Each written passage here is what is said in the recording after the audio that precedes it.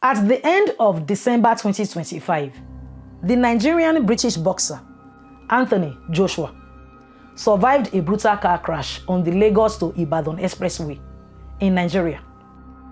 Within hours, people were reacting with their own versions of why this happened, without facts, and Nigeria was put on trial. The story raced across international headlines and social media feeds, twisting the tragedy of Mr. Joshua's two best friends, dying beside him, into a verdict. Nigeria is broken. But here are the facts. On December the 29th, 2025, a Lexus SUV carrying Nigerian British boxer Anthony Oluwafemi Joshua OBE crashed into a stationary truck on Nigeria's busiest expressway. Joshua survived with minor injuries, as did his driver Adeniyi Mobolaji Kayode. His friends and trainers Sinagami and Latif Lat Ayodele did not.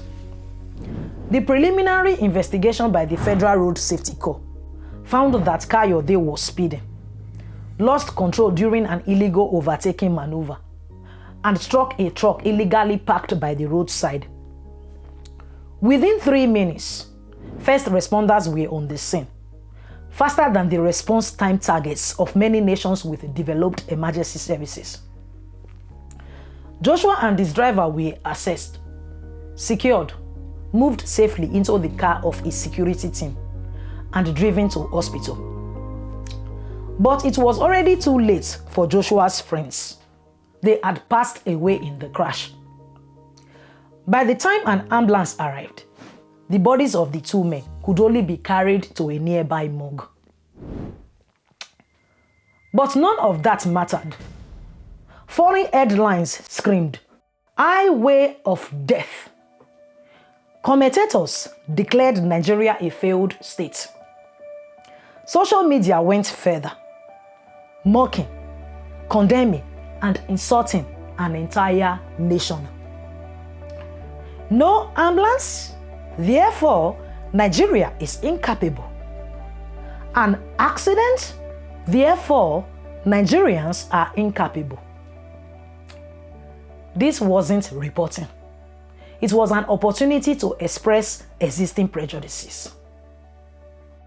Yes, Nigeria has problems, but this tragedy was not caused by a lack of competent emergency response. It was caused by simple human negligence.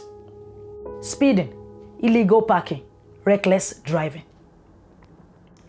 Yet, instead of demanding specific solutions, speed enforcement, road discipline, civic accountability, many Nigerians joined foreigners in tearing our own country down. That is the real danger. When criticism is vague, emotional, and inaccurate, it stops being activism and becomes sabotage.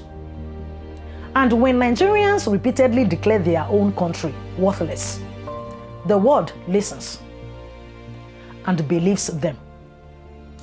If your outrage cannot point to a clear problem and a clear solution, it is not helping Nigeria. If your voice only exists to sound superior to other Nigerians, it is not a demonstration of your own significance. It is insecurity.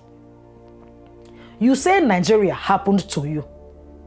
No, you happened to Nigeria.